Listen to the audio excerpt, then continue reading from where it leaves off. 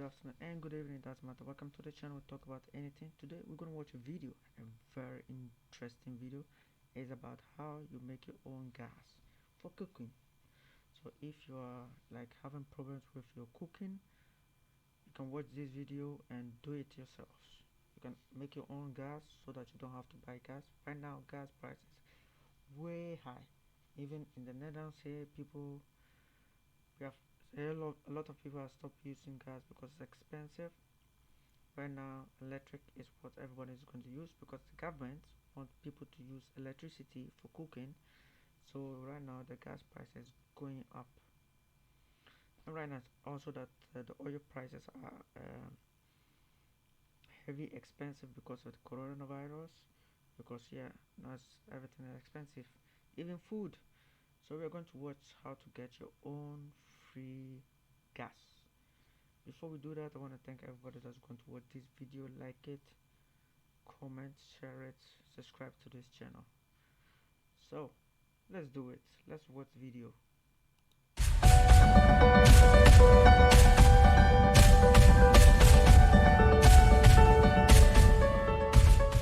The world is experiencing a fast-paced transition into new or other energy sources that may not be new anyways.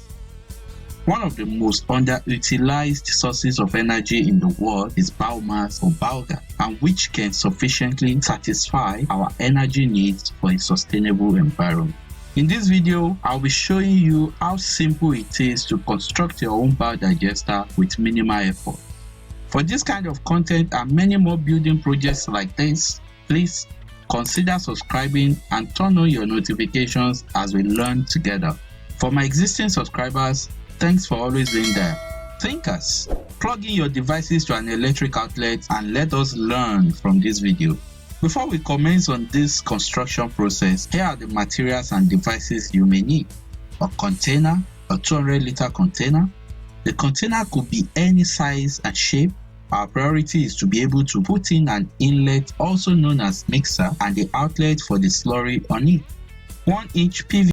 So in exactly, you can also do this one yourself, but yeah, it's better to let somebody do it for you because you don't have time, and it's maybe difficult for your taste because it's hard work.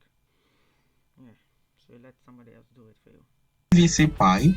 This will be I would say try it first. If it doesn't go well, you hire somebody in. used for the outlet slurry. You can choose to make it bigger, but this is good enough for the size of the container we're trying to use. 1-inch socket. This plugs into the container to make airtight connection and for you to extend the outlet slurry pipe. 2-inch PVC pipe. This is basically for inlet pipe. It seems too tiny in this design.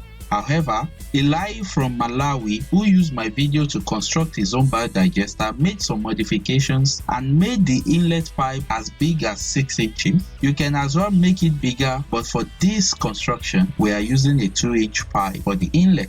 You will also need PVC gum to join PVC pipes together, silicone gel, then a power drill and some drill bit. Because I intend to keep this build simple, I usually make a hole a little above the middle of the container. That middle hole is for the when everything is poured, it will become like water, and then you can open like a gate there, tap, then everything will flow out. And you can do it for compost if you want to. But for easy maintenance and flushing out of the slurry completely, I think if you do it a little bit higher is better, but I think this is also good. I think making the 1-inch hole at the bottom of the container will be a better choice. Whichever one you choose will serve. Now, we need to work on the inlet pipe. The inlet pipe must be long enough to be touching the base of the container, or almost if you have a means to suspend it like that. To keep it simple, it is better to make it touch the base as this would. So you can see this side. You see this side? It's what he just made. So this one is bigger, and you have when everything is spoiled or something, and it will come here out, and this is where they put everything in it. So this one is from India. I think they are selling this one too. it like this. To keep it simple, it is better to make it touch the base, as this would allow for rigidity, and when pouring in your waste, you can be sure it will withstand the weight. All you need to do is bevel the tip of the pipe, making sure it faces upward when installed. In this case, I'm using existing hole on the container. Peradventure you decide to use a larger size for the inlet pipe, then you will have to drill a hole that can accommodate it. So in a sense, you can use a water tank, maybe 10,000 liter for it. But then, yeah, you can use it and you pour a lot of waste in it, and then yeah, you have it your gas. You can enjoy your gas, but you can also store it. So it's time to seal up every hole. Use silicone gel or any other type of seal you have available to you. Some have suggested a flex, which I'm going to try in my next build. Whatever works for you, the goal is to make sure it is airtight. Any little leakage and the process cannot work. At this point, I will ask you to please give this video a like if you have gained anything so far, and if you have not, give a like in advance, as more information is still coming. One last job to do is to find a nice spot on top of the container to install a gas tap. In this video, I used a no return valve. At the point the gas was not coming into the tube, I had to remove the valve assembly, though some still suggest it. When I tried it, the pressure of the gas was not enough to open the valve. But if it works for you, please comment below with the recommended no return valve. It will help all of us. Now, install the gas hose on the gas tap. This design will not allow you to plug the gas hose from the digester directly to your burner, as it will require some form of pressure, except you want to use a gas pump to lift the gas from the digester to the burner, which will require another source of energy to power.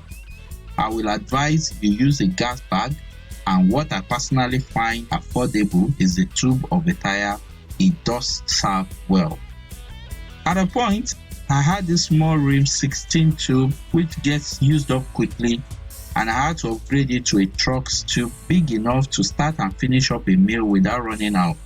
If you want to know how quickly your gas gets filled up when it is used up and other information, I have a video about that which is coming up right now, and you can as well find the link in the description box. With the tube, you can easily pressure it by placing a weight on it from the gas bag, or in this case the tube, then to your burner. Please note, if the pressure is not enough, it may not work with your burner. Remember, your regular LPG are already compressed, but your biogas are not, so you really have to exert some pressure or compress it into a container just like your LPG. The installation on the tube can be simplified by a T-socket or fitting, which will allow the gas to come in as well as go out of the container. This is why a suitable no return valve is very key. Else, you will need to be manually turning off and on the taps when you want to put it to use. Or you can simply create additional hole and put a valve. This must be done in such a way that it is airtight and there is no leakage. Remember, that one is difficult to do. That any leakage renders this process useless. Every fitting or connection must be tested for leakages, and that is only when you can be sure to have a good and desired result. What is next is to put in your waste. I The soup waste. usually use cow dung first, because science has it that it contains a higher level of methane than any other. I've been asked a lot of times if other kind of animal waste like poultry and pig waste can be used. The simple answer is yes. Any waste can be used, even human feces, and so far it is organic or biodegradable. If you need more details about this, the link is in the description below. For using cow dung mixed with other food waste, I got a result in the first 7 days. Eli got his in 4 days or more. Please comment below on how long it takes for your gas to be produced when you make your own biodigester, and please tell us the kind of waste you use first. Remember, you must continuously feed your digester every day for it to keep producing gas. This is very vital. give it more waste, and it will give you more gas. Once you have gas in your tube, all you need to do is to use it for whatever you like. Cook, run your generator or your vehicle. You are simply one digester away from enjoying free gas forever. I believe this video will help you to construct your own digester, and I want you to please like this video and share with your friends and subscribe to my channel. Remember, your likes and comments are my inspiration. Please inspire me more. Till another video, enjoy your free gas in advance. That is very interesting, people. So if you have a problem with your gas, try to make this one a smaller one, and then you can make a bigger one, and then yeah, you need a tie. So yeah, you find a tie, and or I think you can use like a bowl. I think no, a tie is better. You use a tie, and then you fix everything together, and that's it. So I hope that you guys love this video, and I'll see you guys next time. So see you guys.